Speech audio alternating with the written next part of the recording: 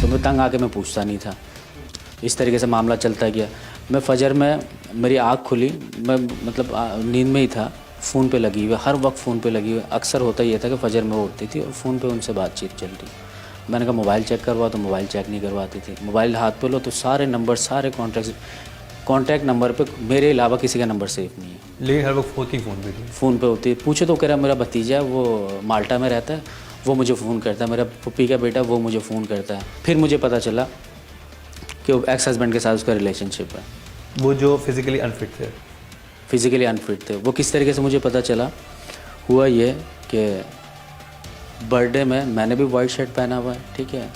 फ़र्ज़ करें जैसे ये वो है, इसके बैक साइड पे फिश एक्वेरियम था, सारी चीज़ें थी, ठीक है। सारी चीज़ें वही सेम मौजूद है। मैंने सेल्फ़ी ली है, ठीक है। मिसेस के साथ भी अकेले भी मैंने सेल्फ़ी ली है, वही सारी चीज़ें मौजूद है। और उस बंदे ने भी तस्वीर लिया उसी फिश एक्वेरियम के पीछे, ठीक है। और सेम वही चीज़ें रखी है, वही मेरा वायलेट भी रखा हुआ वहाँ पर। मैं और जो फ़िश पॉट जो था वो मैंने दिया था गिफ्ट में, तो जाहिर सी बात है मैं अपनी बेगम को दिया, तो मेरे ही घर पे ही होगा, मेरे ही बेडरूम में होगा, तो उसके तो नहीं होगा। तो वो तस्वीर उसने फेसबुक पे अपलोड की हुई है, एक्स हस्बैंड ने, ठीक है। Okay. मैंने फ्लावर अपना क्या कहते हैं फूल का उसके लिए गुलदस्ता लेकर आया था बर्थडे में। तो अब मैंने अपने मोबाइल से जो तस्वीर ली थी, वो तस्वीर चूँकि मैंने ली थी, लेने के बाद बेगम ने कहा आप मुझे भी सेंड करें। मैंने उसको सेंड की, वही तस्वीर उसके फेसबुक अकाउंट में लगा हुआ। मेरे मोबाइल से ली हुई तस्वीर उसके फेसबुक अकाउंट में कहाँ से आया? ये जो वाक़या हुआ था ये रुखसती से पहले, यानी कि मेरे रुखसती से 4 महीने पहले उसका बर्थडे था। जुलाई में बर्थडे था, तो उसने मुझे बर्थडे में इनवाइट किया, मुझे बुलाया। तो बर्थडे में मैं उसके लिए सोने का सेट मैंने लिया था, सोने की 2 अंगूठी मैंने ली थी, सूट्स वगैरह कुछ लिए थे। उसको साड़ी पसंद थी, साड़ी मैंने उसके लिए ली। तो मुझे कहने लगा कि शनिवारी चलना है, तो मैंने उसको शनिवारी लेकर गया। तो रात को मैं फारिग हो गया, उसको मैंने घर छोड़ा। अब मुझे तो नहीं पता था कि वो एक्स हस्बैंड के साथ ही रहती है, जाहिर सी बात है उसी घर पर दोनों मियाँ बीवी रहते हैं।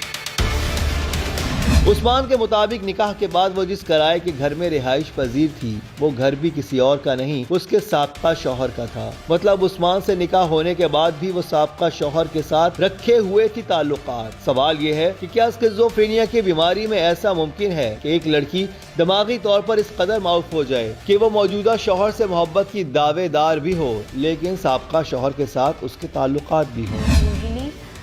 जो है वो शिज़ोफ्रेनिया के मरीज़ जो होते हैं वो इतने ज़्यादा ऑर्गेनाइज थिंकिंग नहीं रख पा रहे होते। उनकी थिंकिंग जो है वो डिस्टर्ब हो जाती है, बीच बीच में कहीं वो एकदम से शिफ्ट कर जाते हैं किसी और चीज़ में। वो बिल्कुल ऑर्गेनाइजेशन उस तरह से जो है वो नहीं हो पा रही होती। मगर जो करंट स्टोरी में जिस तरह से हमें सिचुएशन नज़र आ रही है कि वो उन्होंने पिछला भी अपना रिलेशनशिप जो उसको कंटिन्यू करने की कोशिश की हुई है और मौजूदा के ऊपर भी जो है फोकस किया हुआ है। तो मैं ये समझती हूँ कि मे बी ये कहीं उनका वो जो एक पिछला एक रिलेशनशिप चल रहा था उसको क्लोज़ नहीं कर पाई, और जो मौजूदा रिलेशनशिप के साथ भी इसको कंटिन्यू उन्होंने किया हुआ है। मगर हम सिर्फ ये बात कह दें कि ये सिर्फ शिज़ोफ्रेनिया की वजह से हो रहा है, तो ये कहना मेरे लिए थोड़ा सा मुश्किल होगा, क्योंकि हम अभी तक मैं उनकी इस सिचुएशन को उस तरह से शिज़ोफ्रेनिया की कैटेगरी में पुट इन करने के काबिल नहीं हुई मौजूदा सिचुएशन को देखते हुए।